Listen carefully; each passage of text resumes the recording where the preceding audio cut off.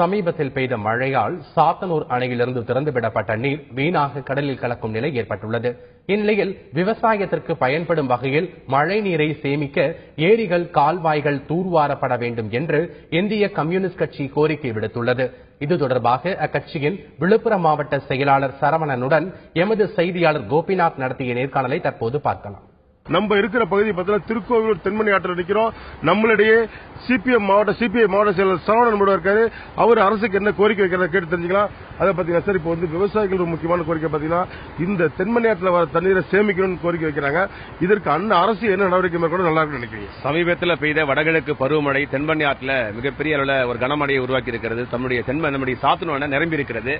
இந்த தண்ணீரை முழுவதுமாக விவசாயத்துக்கு பயன்படுத்த முடியாத அவலம் தொடர்கிறது. ஏன்னு சொன்னா, இங்க இருக்கக்கூடிய ஏறத்தாழ 600க்கும் மேற்பட்ட ஏரிகளில் இந்த நீரை சேமிக்க வேண்டும். அதற்கான கால்வாய்கள் தூர்வாரப்படாமல் இருக்கிறது. ஏரி ஆழப்படுத்தப்படாமல் இருக்கிறது.